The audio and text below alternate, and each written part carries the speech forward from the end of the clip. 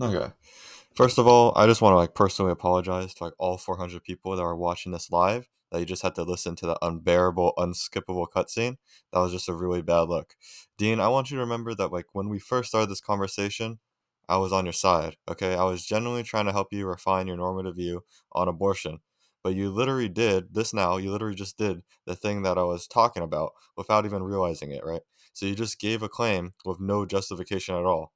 All I was doing was I was trying to understand your view, but you failed after the very first question, and started talking about things like, oh, I'm agnostic. Don't question me about my view. I'm a white belt. All these things, right? Like, man, I'm not even going to engage with you anymore because I don't even like, you know what? This is what we're going to do. Okay. I'm going to give my closing statement, right? And then I'm going to leave because what I realized during this conversation is that you don't know anything about the arguments that you just stole. Okay. The argument, right, that you presented is very nuanced and consists of multiple levels of propositions that all need justification.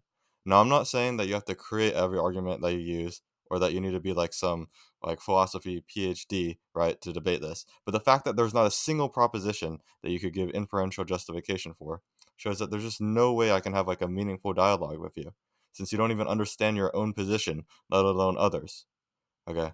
So now what I'm gonna do, I'm just gonna give my closing statement, and then you can respond after. Is that okay, Dean? Yeah, that's fine. Okay. Yeah. So the main reason, right, why I'm leaving is because you're unable to defend your view or even give me anything of substance besides these empty claims. Okay. So I'm just gonna quickly recount all of the events of the conversation.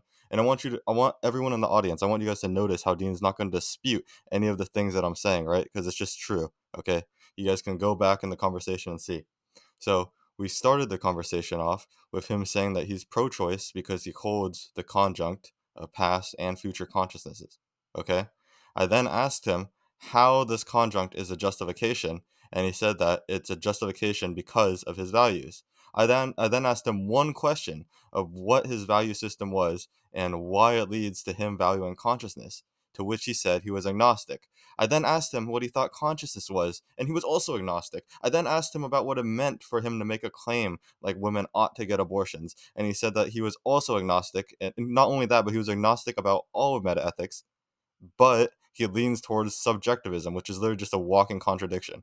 Okay, Dean, all you have are very, very, very surface level points and gotchas that your followers have given you. You need to stop debating abortion. You know what I'm saying? It's just a bad look. If I ever catch you debating abortion, just know I'm going to join your live and I'm going to do exactly what I did today to you again. Okay, great. I appreciate you for your closing statement. First and foremost, I'd say it's like generally challenging to be more arrogant than I am. And somehow you've satisfied those criterias. You get a gold fucking star. Second point, you said it was embarrassing that I don't understand gnomic relations. Please touch grass. And anybody watching that agrees with him, please take a shower. And you told me that I shouldn't be debating abortion because I don't understand gnomic relations and causal relations between an agent and a normative claim as it relates to my axiology.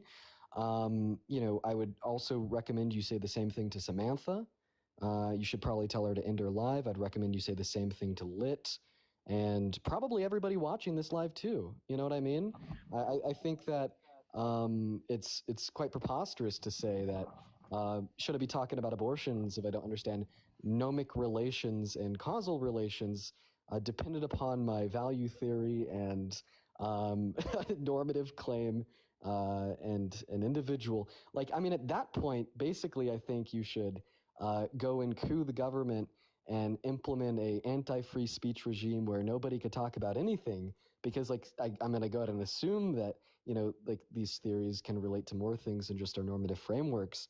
I bet there's also very extensive and exhaustive philosophy underpinning even just like the common usage of language. And I don't know, maybe people that use language don't understand and fully acknowledge the literature and exhaustive theories of language in which underpin it. So, like, maybe everybody should just stop speaking as well, right? So, I don't know.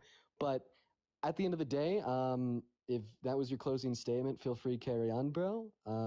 We spent